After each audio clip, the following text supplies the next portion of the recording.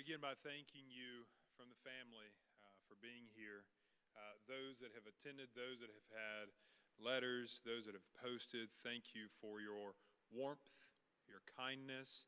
Thank you so much for your ministry to this very precious family. As we know, it's not hard to be warm and kind when it concerns Joshua. You guys know him, you've seen him, we've interacted with him, and oh my goodness, that smile, that kindness, that life, he knew how to do it.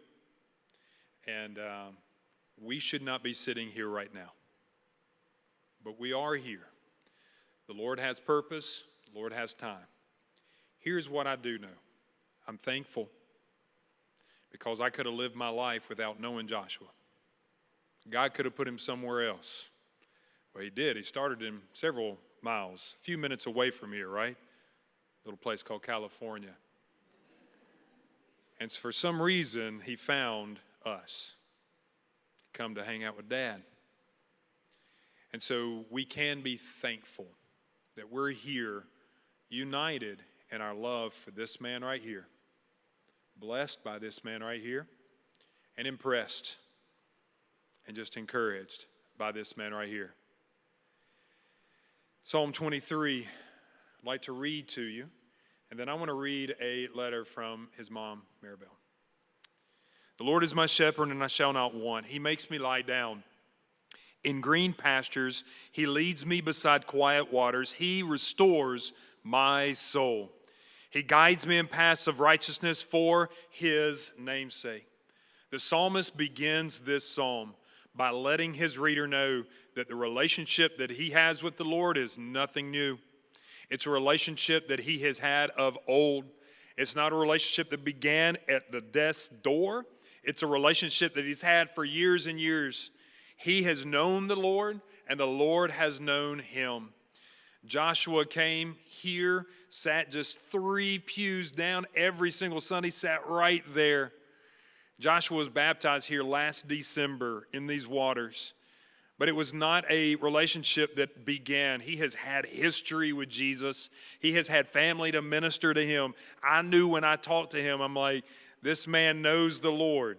He has been talked to. He has been ministered to. And so I believe it was a rededication that I did of Joshua. It was not a relationship that was new. And this past week, it was not new for Joshua, the relationship. Verse 4, the psalmist continues to say, even though I walk through the valley of the shadow of death, I will fear no evil. And for us that are living, we ask why. Through a moment that is new, through a moment that we do not understand, why should we not fear evil? Well, the psalmist continues to tell us, because you, O Lord, are with me. I've known that you've been with me from years ago. I know that you've been with me through trial and difficulty. And Lord, I know you're going to continue to be with me even when this moment of death hits me. Now, how is the Lord with us?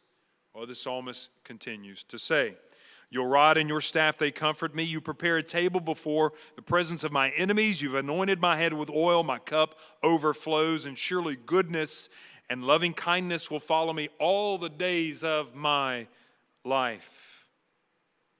So here's the question, family, friends, church. How is it that his rod and his staff are dealing with you now? If you are a follower of the Lord, he has a way of comforting us. Even when my words cannot comfort, his Spirit, his presence can comfort us. He makes our cup overflows with such comfort. And the psalmist finally says, and I will dwell in the house of the Lord forever. I realize, being a minister, that the Lord does minister to us through his Spirit, through his presence, through reminding of how much he loves us through other believers, but also through memories. Can you remember a time that you saw that smile? Can you remember a time that you went to some social event, something with Joshua? Can you remember a moment that you just laughed together? Maribel wrote, Joshua Anthony Nolasco was born on June 30th, 1995, unexpectedly 6 weeks early. Seems like his church attendance, as he would always get here at least 45 minutes early to secure his seat. And most often, no one else was here, and he was sitting in his seat. He was early, at least to church attendance, and of course to birth, and I'm not sure if he was early everywhere else, but he always was very much on time. Surprise, surprise, Josh showed up.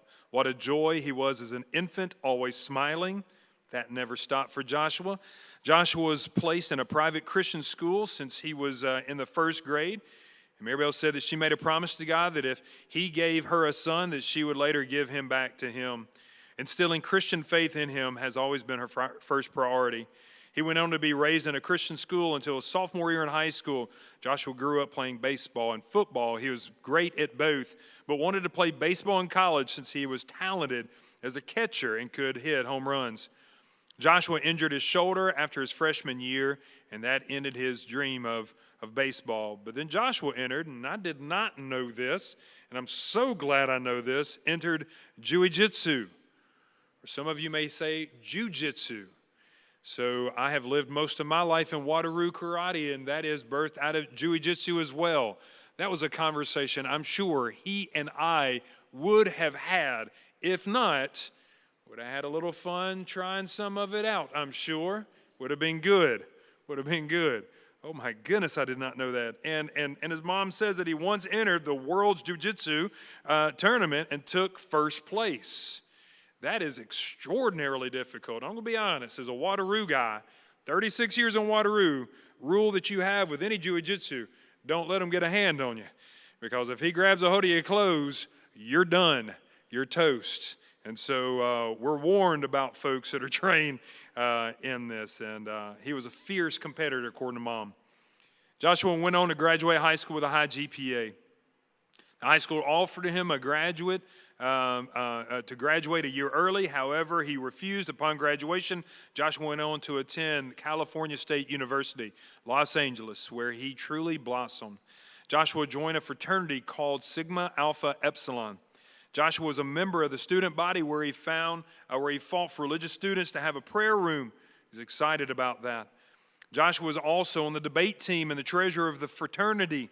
At the age of 22 years old, Joshua began to suffer with seizures. And this is where our church got to know Joshua very, very well. He came, he sat by himself, and then after a few Sundays of being in the same seat, he had a seizure publicly during the service. And we did not know that Joshua suffered with these. We did not even know him, but we knew something was going on. And people around him just crowded around him. What's going on? Men of the church grabbed a hold of him, and not in a mean way, but like try to hold on, like, are you okay? What's going on? And then we have our medical personnel team, our safety team, all start rushing out to Joshua to find out. We finally got him up and kind of got him outside, only to realize he had no idea any of that had occurred. And when he finally kind of came to himself, wouldn't you know, he was smiling from ear to ear, wondering why everybody was sitting around him. And we had to give him a play-by-play. Joshua, you know, this is what happened. This is what happened. He's like, I don't remember anything. We're like, well, we've got EMS here. We got firefighters, and they need to check on you, you know. And we had a couple of moments where this happened right in the middle of church. And I tell you what, I know that he did not want that to happen. I'm sure of it. We didn't talk in great depth about that desire or not, but we checked on him. I went to the ER to check on he and Daddy, to make sure he was okay. And for some reason, that moment endeared him to this congregation. Anytime that he was around, people kept an eye on Joshua. When they saw him walking from wherever he was walking, or the Jose's, Historic Perk, his job, wherever he was walking, our church people saw him, roll down the window. Joshua, how you doing? What's going on, Joshua? He had the eyes of this church, and a lot of our people work around the courthouse. We're keeping an eye on our Joshua. He was endearing to us. We love this guy tremendously.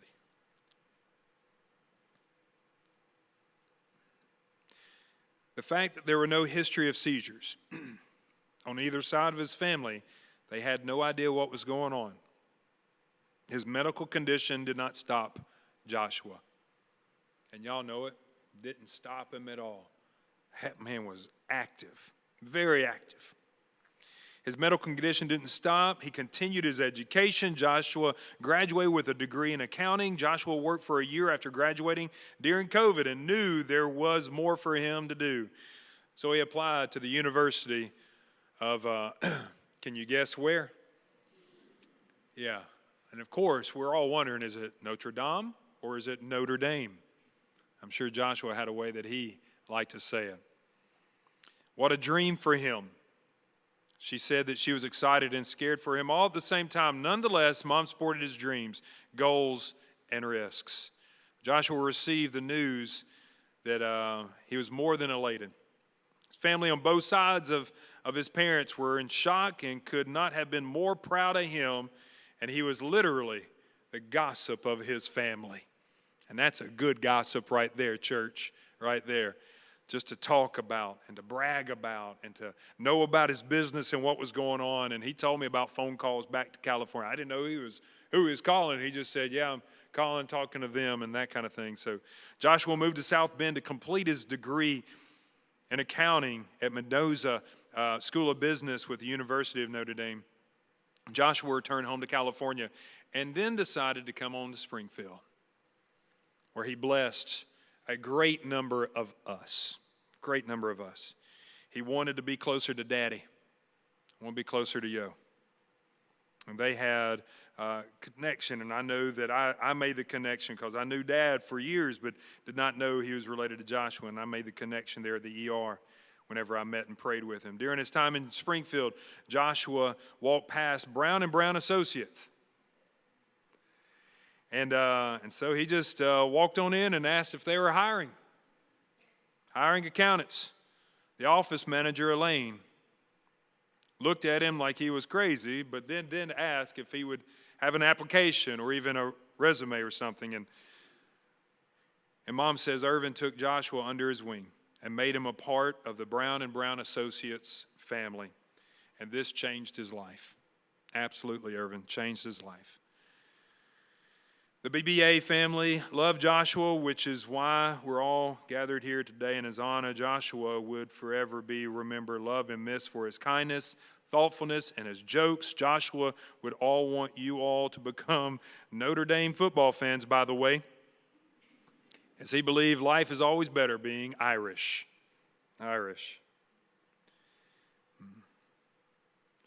Joshua made an impact on each and every one of us. There was not a way that he was not going to be endearing to strangers, to church, to accountants, to restaurants, to coffee places, to wherever he was. He was absolutely endearing. There was a spirit about him, a Holy Spirit within him, a smile that was magnetism that we are absolutely going to miss. But family and friends, let me remind us as I hand the mic over in just a moment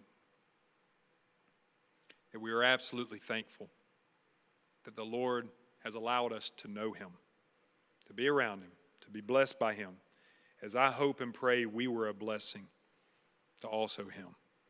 What a joy we have had, and we will never, look at that, we'll never be the same, rightly so. We've got a few folks that we're going to ask to come and share. Larry, will you come on up and read the letter that you have for us?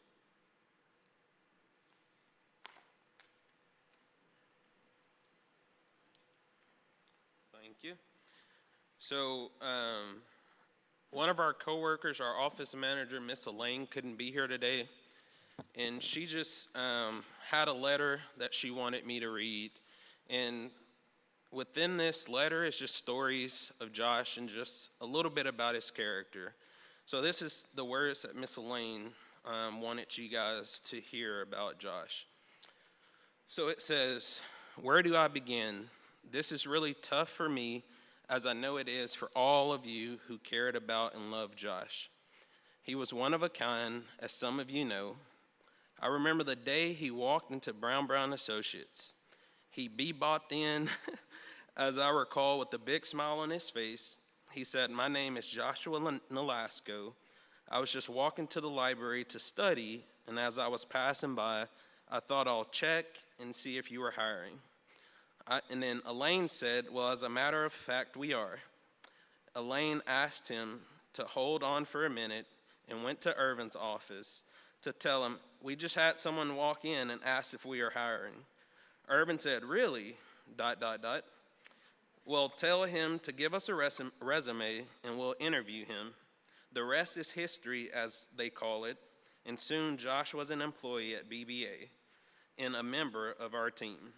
He was green, as a saying that Irvin often would say for the new staff until they learned the BBA way.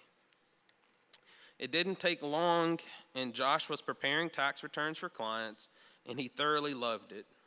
Clients would call the office or come in the office with questions, and when no other member of staff was available, Josh would step in and take care of them. He was easily accepted by the clients for his willingness to assist them with questions they had or preparing their tax return. I will never forget Josh's signature phone etiquette. He would answer by saying, 'Accounting, this is Josh speaking.' Elaine's office wasn't far from his, and she would snicker a little because his voice would remind her of one of the movies she watched where a member of the mafia would talk like that. Elaine told Josh just that, and he said, 'No, I'm from LA.' We laughed, and I said, 'Oh, it must be that California accent.' Josh was so full of life. He loved people, and people loved him. He loved joking with people and harassing Elaine. He loved to bug Elaine until her frustration would turn to laughter, and once he had your laughter, you were his victim. Elaine believed that was one of his many gifts, not to harass, as she called it, but to make you feel full of life and be happy, as he often would show by that huge smile of his. If you came into the office and were maybe not having such a good day, Josh knew just what to say to make you laugh and smile. He was so special to all of us. He will be truly and deeply missed." She says, "Go rest high on that mountain, Josh. We'll see you soon." Thank you.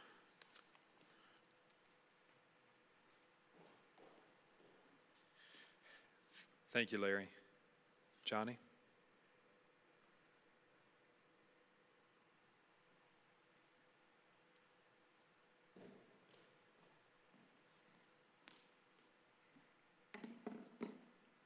Hello, everybody. I believe I've met everyone here, but for those of you who have not gotten a chance to meet yet, I'm Josh's closest cousin, Johnny Nolasco. I didn't know there was other cousins present, so my apologies. I was born just 1 year after Josh, and we got to spend a lot of our childhood together. I'm the oldest child of my family, which meant I looked up to Josh as an older brother growing up. Some of my favorite childhood memories include us going to Camelot Park, which is like a local arcade, mini golf, go-kart. It's where dreams are made of. We would play PlayStation for hours and hours, probably the same game, because every time we turned it off, we didn't have a memory card to save our progress. And then one of our favorite memories together is we were young. We went to Camelot and we got these little foam rockets. And we decided, while the parents were gone, to dip the rockets in water and soap and wash the car with the rockets. And we washed their entire cars while they were gone.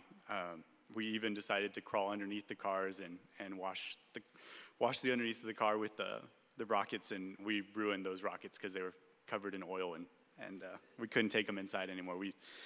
That was a bad decision, but we didn't know any better. We were just trying to help out, and it was so much fun. We would laugh about it looking back, like what we were thinking. One of Josh's favorite memories he would tell me all the time, I had a pet tortoise, and I accidentally left the fence on the side of the house open, and my turtle ran away. And he would make me say that story all the time and then look at people and be like, his turtle ran away. Can you believe that?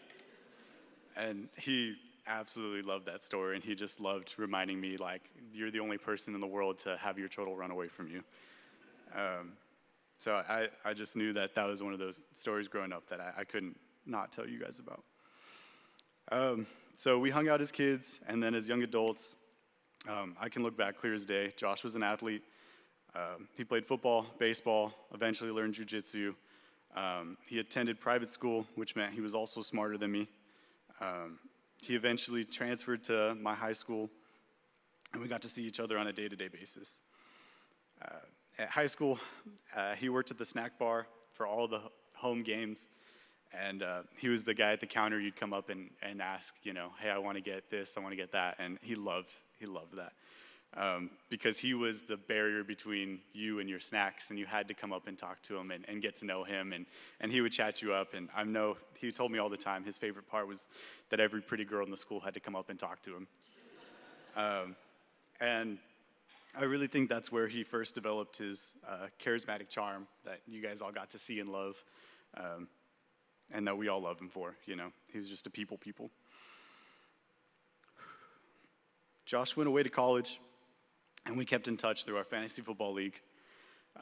Every year we'd circle our matchup on the calendar, and the entire week we would just text nonstop as the games were happening. We're usually joking about who's going to buy the other person dinner if you lost. You would send some money and say, hey, go enjoy dinner on me. And it was the way we kept in touch, even though we wouldn't talk all the time. It was, you know, a few times throughout, we would be able to keep in touch. So that is also how he got to meet a lot of my friends. It was my buddy's league. We needed one extra person. My cousin played fantasy football, so we added him too, and that's how a lot of my buddies know him. And he would even try to get them to buy his dinner too. So it was everybody got the authentic version of Josh, and it was awesome to have him around there. And that all leads us to here. I guess that's all just me telling you guys that, you know, we are close, we are like brothers and growing up, but that led us to here, Springfield, Tennessee. Josh passed away. Was such a surreal moment. I was working, and I was in complete shock, and it took a few minutes before it really settled in. My big cousin was gone. My big brother was gone. Me and my mom reached out to Maribel and said, you know, if there's anything we can do to help, we want to be there for you. And we were on a flight that same day, and we're here, you know, traveling together to figure out what we need to do to take care of Josh. Our plan was to find Josh and return him home, except that's not what happened at all. They say to understand someone, you have to walk a mile in their shoes, and that's what we did. We walked around this town, and we began to understand Josh's connections to Springfield, from his coworkers, to his church, to his clients, to his favorite restaurant, his favorite coffee shop, and we even got to meet his hairstylist. We got to meet every piece of Josh that he had here in Springfield, and it gave us peace. It gave us just the community that he got to live around. We couldn't believe how Josh, after two days, Maribel and I were talking and just couldn't believe how Josh could have such an impact on his community, and realized that you were all grieving with us. We realized that you were all helping Josh become the best version of himself. He was taking his CPA exams and motivating his coworkers to do the same so that they could hold each other accountable. He was baptized in this very church, proving that this town's faith had rubbed off on him and moved him closer to God. He even joined the Rotary Club, became a greeter at Notre Dame watch parties, and he was starting to grow his roots into this place. You could tell there was something that kept Josh here, and we just didn't understand it ourselves till we got here and really got to meet everybody and live a few days here with you guys. You're all so special and took care of Josh when we couldn't be here, and we're very, very grateful about that. I think one of the worst parts about losing Josh is knowing just how much just knowing how much his life was turning around. He was so young and finally starting to hit his stride. And I just know he would have found a wonderful girl to fall in love with, invited us to his wedding. I would be a groomsman, maybe the best man. I don't know, me and Noah would battle for that, I'm sure.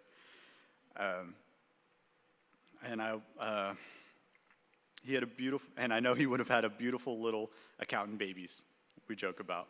He would have dressed them up in little glasses and everything. He just would have got them on little computers with an Excel sheet or something. Just how he was. He just loved his little jokes like that, you know. If you ever see him in a normal T-shirt, I know you guys got to see him in like his accounting stuff, but if you saw him on a normal day, his T-shirts were always jokes and always good times and just an easy way to break the ice and get you to be his friend. He's leaving a huge hole in our lives, and we'll be missing his smile, his punny shirts, and the ray of sunshine that he was in our lives. One of my friends reached out to me, and I think they said it best, is that I've got a new guardian angel watching over me, and I'll continue to be thankful that we were in each other's life, although I wish it was a little longer. Going through Josh's apartment, I did find a book in his house, and it says Prayers for Difficult Times for Men. So I'm going to read the 2 paragraphs that I saw out of it. They're not exactly word for word what pertaining, but they just felt really, really good. Lord God, I'm so grateful for the time you gave me with my child. In the time we had, I was changed forever. My heart was made fuller, my eyes were opened wider, and my faith was made stronger.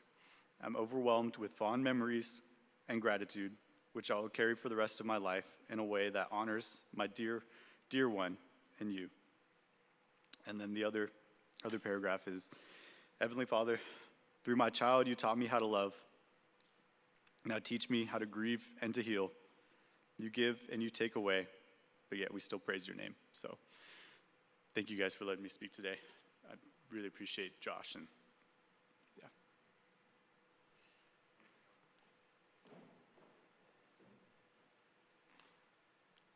Thank you, Johnny. Irvin, will you come up and share for us? Thank you.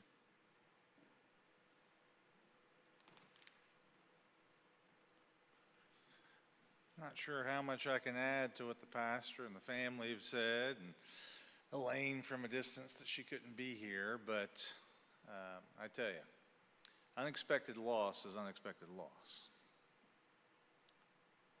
I got to know Josh because one thing I value above anything else is integrity. And Josh had integrity. And that speaks a lot. That speaks volume about a man's life, even a young man who was only 30 years old when he passed. You just don't see it in people today.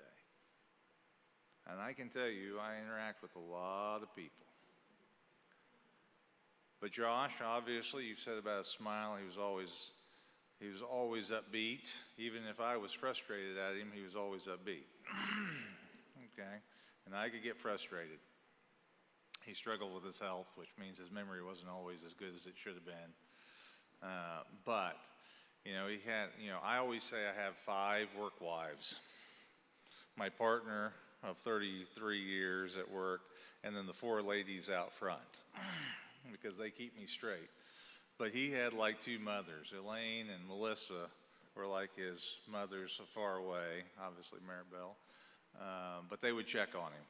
You know, they'd mother him and prod him. Some of the things I really remember about Josh, he was kind of funny, but he could be bold when he wanted to be. You know, some of the things you don't think about being proud, but I look at character, right? So he comes in one time and he orders, I forget what he ordered, pizza or some such thing, and the delivery girl was cute, okay? Probably a very pretty girl. And I was like, well, he said, I'm going to ask her out. And he did. Good for you, Josh. And here you go. I was like, oh, you know, this guy's got some gumption, which always made me proud, right? I've got 3 children myself. They're all grown up. Josh was a year older than my oldest, and so I try to treat him just like another one of my kids. He stayed with us for a week when he first got here because I told him, I said, I'll pay for your ticket, come down. I said, we'll see how it goes. You may like it, you may not. No strings attached. And so what's my son do the very first thing? You saw this? On the loop. He takes him out shooting. And he's like, I'm not sure my mom's going to like this. I was like, well, you don't have to, kid. I mean, we're not going to force you to shoot out in the backfield. But he did, and he was, of course, he shot one. He said, well, can I try another gun? Can I try another gun? And so he went 3 or 4 rounds there. But he got to settle into his own office and outside of his health struggle, which he did struggle, but I felt he had good physicians. Josh was always upbeat, and he was, we're going to try to figure out how to get, I'm hopefully confident that he passed a part of the CPA exam because he was hitting it, and a lot of the staff were. And so I know he would have gotten it. It was just been a matter of time, but he would have gotten there. Josh was an intelligent young man, and we're just going to miss him. We're going to miss Josh. Our sympathy goes out to the family, but I tell you, the one thing we do have, and I'm not a minister, is we have hope. And I tell you, if you have integrity and hope, there's not much else you can do. I always say at funerals, I said, listen, if you're right with God and you're right with man, there's no sorrow in that. There's great joy. And if you knew Josh like I knew Josh, he wouldn't want you crying. He'd be smiling and saying, okay, who's going to start the dance music? And, and here we go. That would have been Josh. He would have said, don't have a funeral, have a wake, or whatever you're supposed to do, right? That would have been Josh. And so, once again, my sympathy is for the family. But we have hope.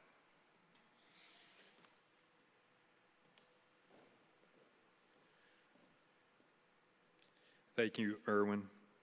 Did the young lady say yes to the date? You think she went out? They went out. My man. All right.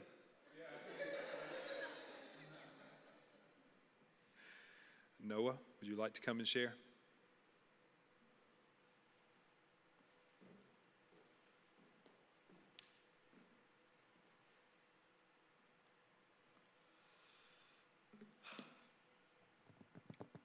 So I'm Noah, Josh's younger brother, and it's going to be hard to live up to Johnny's speech, but I'll try. So it's really just a note to Josh. So I'll start off with, Dear Josh, I've always admired you and always looked up to you since we were little.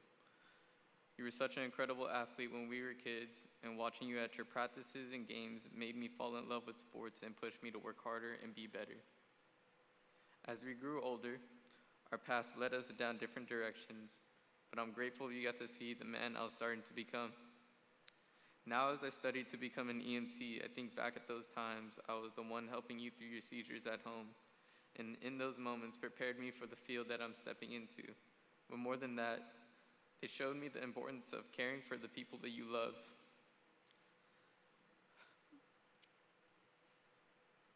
I'm sorry you had to carry that burden, and I wish I could have done more to ease your pain. Still, I always cherish our memories, the laughs, the lessons, and the bond only brothers share. I promise to continue to live for you, to honor you, and take care of Mom. Until the day we meet again in heaven, please watch over me with my dad by your side.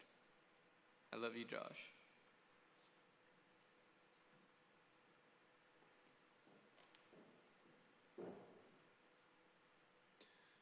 Thank you, Noah. Mom, ready?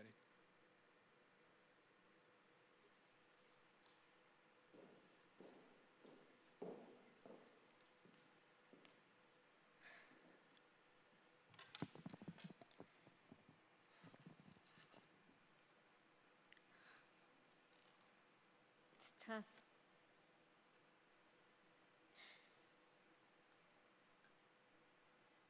shouldn't be here for this. I thought I'd be planning a wedding, a baby shower, celebrating Josh's CPA. When he was born, he was early. And as a premature baby, I couldn't bring him home. So I worried about him since the moment he was born. And as he grew, just so joyful, such a big smile. It was because of him I got to celebrate Mother's Day. He made me a mom. And I couldn't have been more prouder than him. Joshua was always so smart.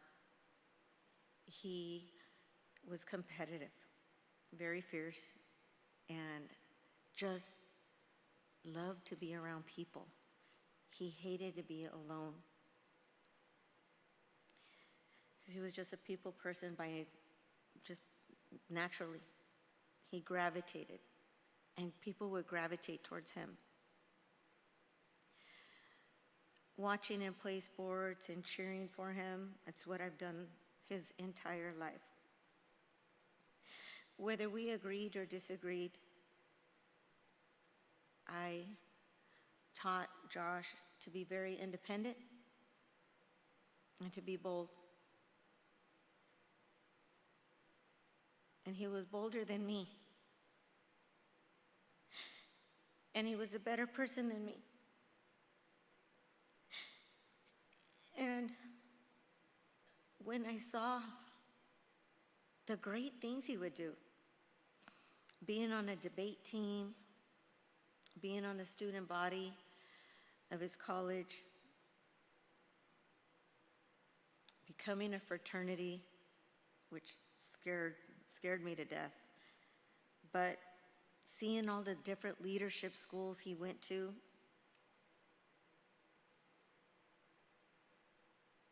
and graduated in accounting. He said, "Mom, I can't do financing.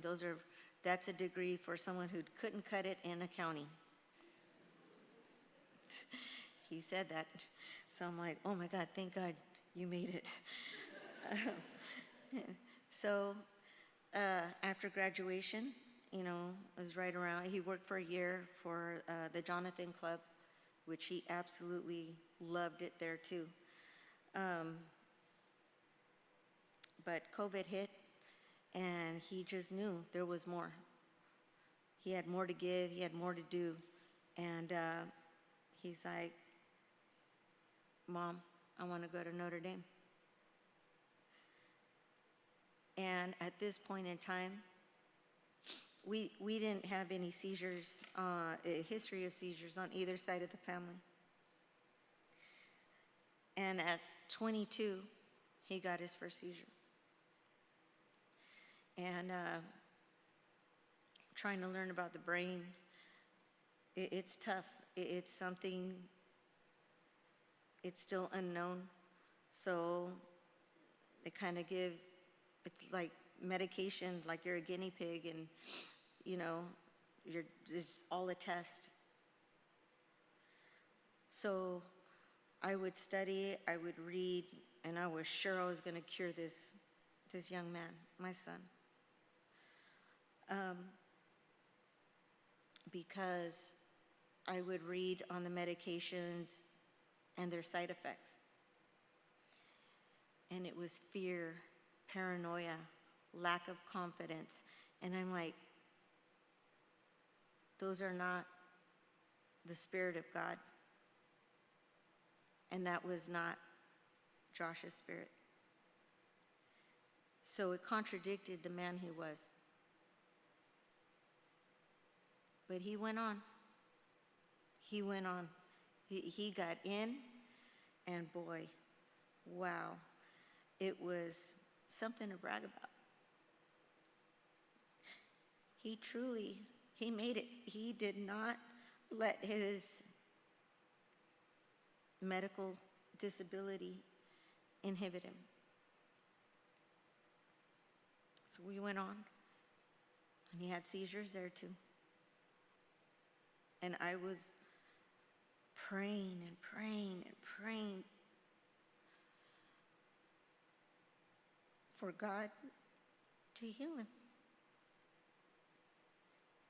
like only God could. And Josh could be a testimony. What a miracle. And then graduated, came home, and the seizures got worse. So he did start working at Eide Bailey as an auditor. And I hated that for him. Made him look at people so negative, like lying. And I'm like, I don't like this. You're not an auditor. Because he always saw the good in people. So I didn't like him to think that, oh, they're hiding money or they're hiding it. They didn't document something. So he comes out here to Springfield to try to establish a relationship with his father that had been estranged. And that didn't work out the way Joshua wanted, so I flew him home. Me and my sister, Rose, got him a ticket, and we were like, you're coming back. And so I remember that walk to the library, because I'm the one I raised my boys in the library. And I told him, find a library so you can go study for your CPA. He said, okay, Mom, it's a long walk. I go, it's okay, just go. And he walks past and he says, it says brown CPAs, I'm going in there. Hair all messy, shorts and a t-shirt and a backpack. I could see why Elaine thought he was crazy. I do. So he tells me that he had an interview. And I'm like, no, Josh, you got to tell them, because he always said, time is money, Mom. I have to document my time because I have to charge. So time is money is what he would tell me. And I go, okay, so you call them so you don't waste their time, and say you respectfully decline. He said, okay, Mom, I understand, because they're busy. So when he did, he was like, they want to interview me. I'm like, no, you are not going back. You're not going back. That's it. You're home. He goes, but he said that they'd pay for my ticket. I'm like, no. He goes, he also said, because I'm like, where are you going to stay? What, He's like, he said I could stay with him.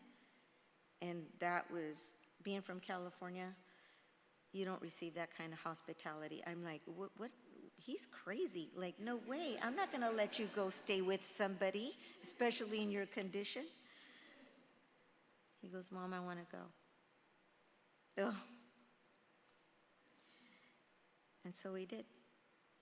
And I prayed about it, and I had no peace. And then he calls me and tells me, he goes, Mom, he goes, you would love it. He goes, they have Christian stuff all over the place in that office. And somehow, God gave me peace over my heart. And I was like, okay. God did that. And then I'm like, when they were little, and before I knew what gender he was going to be, I asked God to give me a son. And I promised him I'd raise him in church and give him back one day. And I did that. I worked a lot. I was a single mom. And I raised both my boys in church because that was important to me.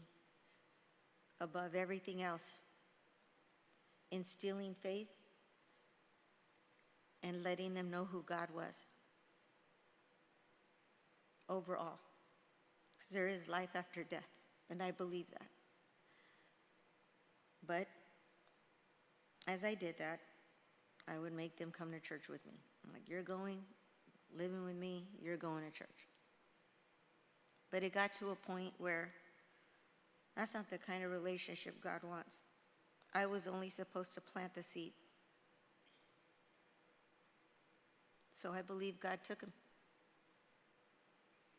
I believe God moved him over here to remove me out of the way of his walk with God. So he gets here, and I'm like, there's got to be a church, Josh, somewhere close, just try. And he was like, no, because he was alone. And then he was like, Mom, there's a church a couple blocks down. I'm like, okay. And he came here, and it took such bravery because he was alone in a town all alone. And to come to a church where nobody knew him. He comes and he said, Mom, I think you would like it. Well, the point isn't for me to like it. I'm already, I've been a Christian since I was 13 years old. And he goes, I really like the pastor. And then I really knew that this is where he was supposed to be. Then again, his condition, and I lived in fear every day. We would talk every single day. And it was always about his day. How are you? How are you feeling? Are you drinking enough water? Overbearing, I'm sure. Overbearing. I'm sure Josh has shared stories about me. But it always came from a loving place because I wanted him to be better. But he came to this church, and then on his own, he decided to get baptized. What an honor. And he waited for me to get here, for him to do it. I could not be more thankful to this church, to this community, to every single body who put an effort and just kept an eye on Josh. You were more than a family. You helped him. And that's because you are all doing God's work. And what an honor as a mother that I worried every day about his health, how he was doing when I heard he has seizures. But he loved it here. He loved his clients. He loved his co-workers. He loved this church. He loved Jose's. He loved the historic perk. He loved it. And I selfishly wanted him home. But being here, I love it too. And I could not be more proud and more thankful to you all. When I heard this news, it plunged me into a shock, frantic, panic. Just, it takes everything for me not to rip the skin off my bones now. It's gut-wrenching. But being here and meeting people like Maria, Sean,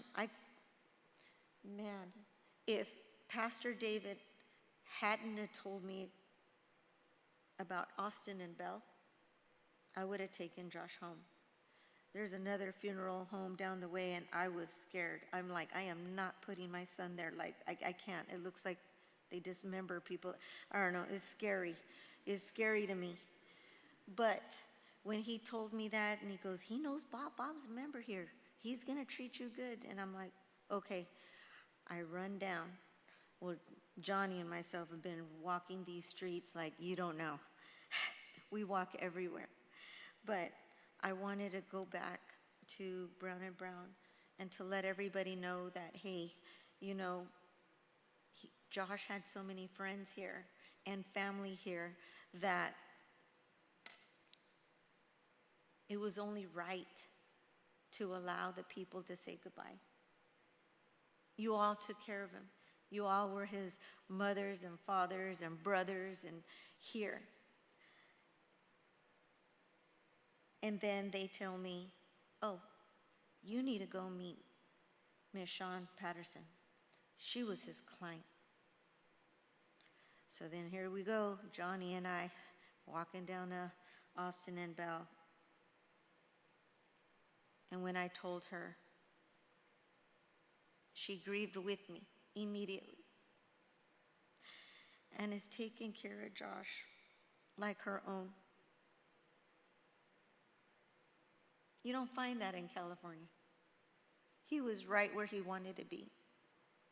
And he loved joking with everybody. He would talk to me every day about work, coworkers, and how he forced the girls to be in fantasy football. He was in 4 leagues. I don't know who does that. But he wanted to stay connected with the Notre Dame friends, his fraternity brothers, and started his own league with Brown. That's just who Josh was. He included everybody. Now he's got 3 others studying for their CPAs, and it was, again, a competition. Whose name is going to go up first? He definitely did not want to be under Will. It was not going to happen. He goes, I signed up for the test first, Mom. I think I got him. And that was the thing.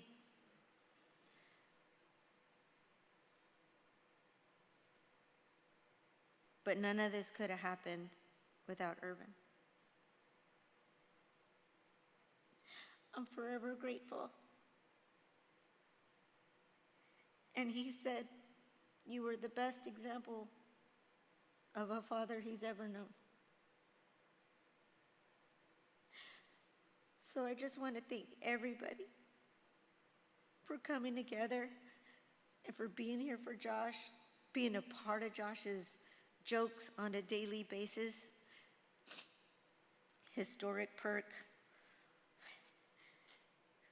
He's wearing one of your shirts.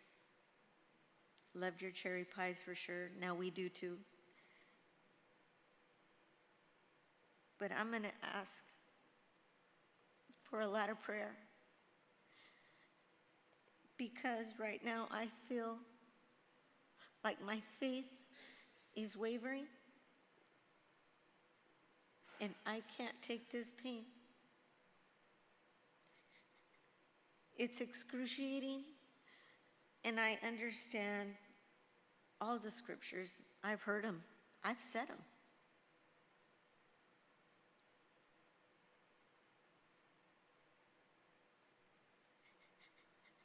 But I can't.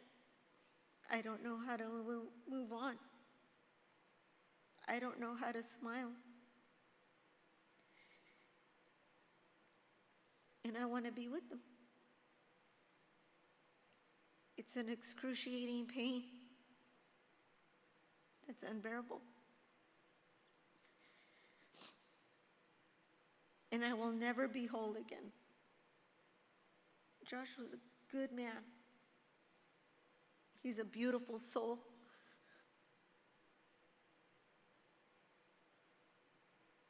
And I need prayer because I'm questioning my faith. I had a coworker say, oh, Maribel, read the book of Job. And I said, I have, and I don't want to be Job at all. He lost his children, and I can't bear that.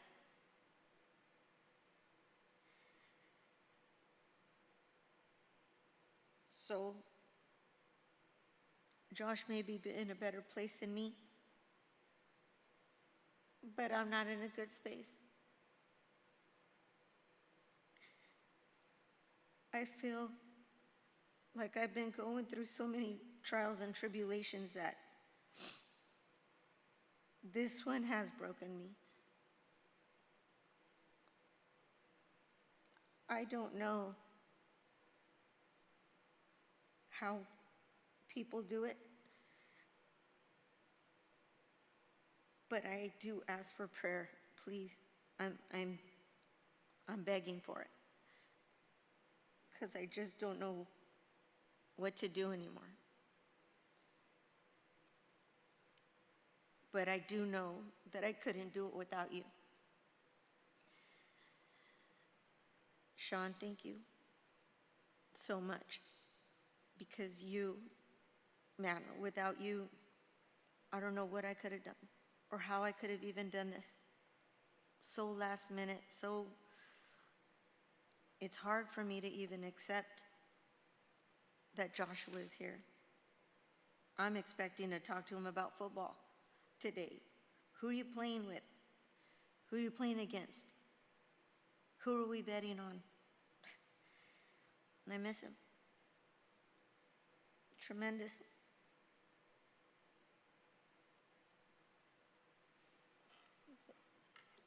Thank you, everyone.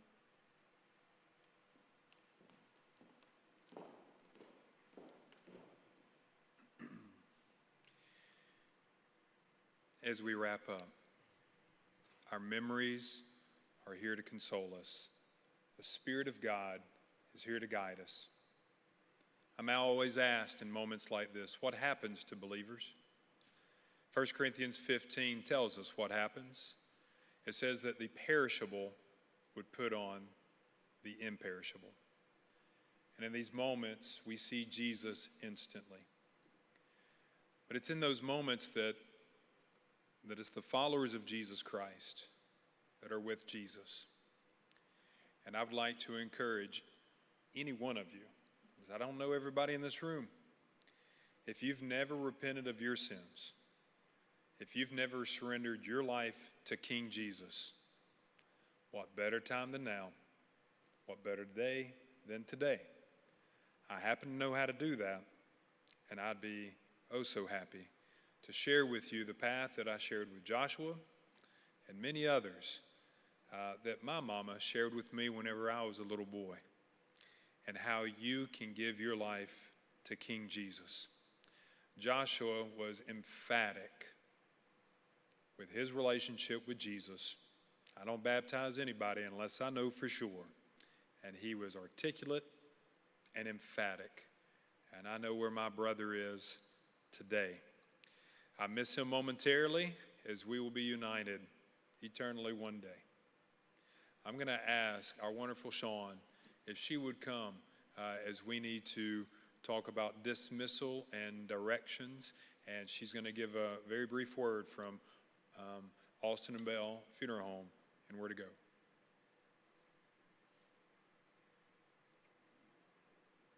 Did you want? Yeah, come on. Oop.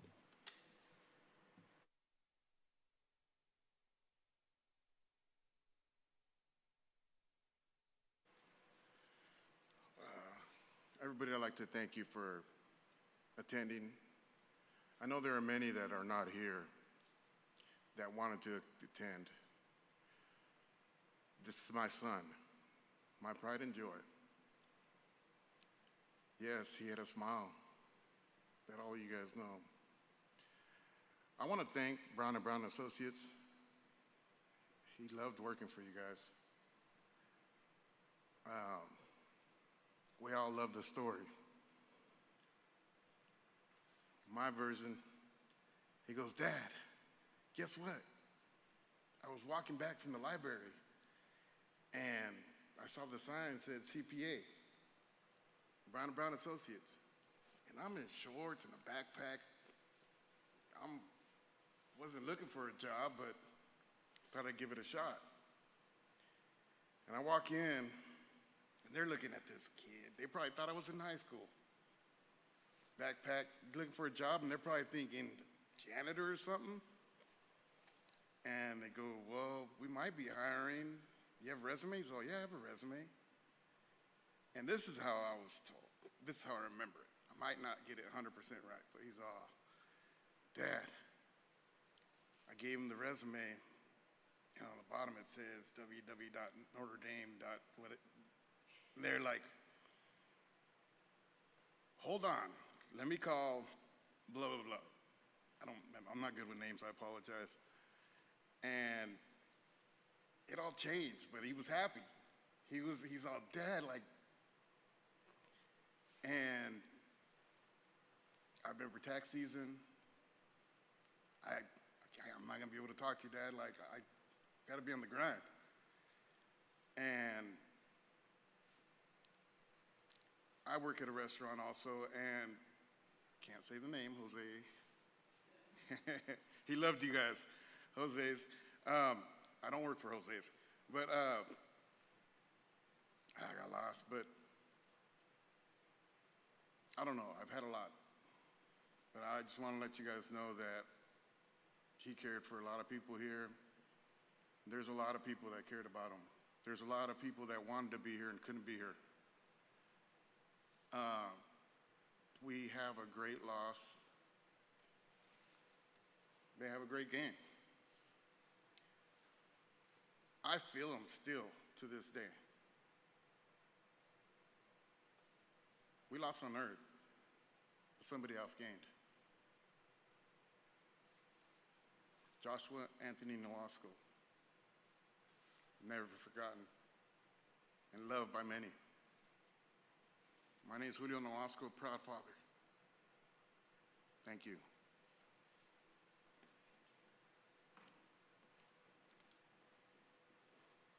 Thank you, Yo. Be praying for Mom, Dad, be praying for family. We've got some folks here that are also driving all the way back to California, so be praying for them. They have to drive through Arkansas, but give them extra prayers for having to drive through Arkansas.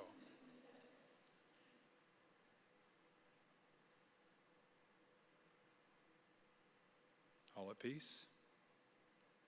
Okay. Jesus loves the ever-living mess out of all of us. Ms. Shawn, will you help us with some direction and where we need to be now? And give us a word from the funeral home. Thank you, Ms. Shawn.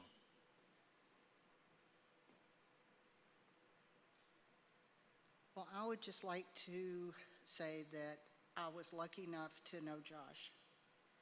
And he truly was incredible. That has been said over and over today. And Mary Bell and the family have given me way too many accolades for what Austin and Bell does anyway. Treating your family has been a true honor, one I wish I hadn't had, but it has truly been an honor and a privilege. And I can't say thank you enough.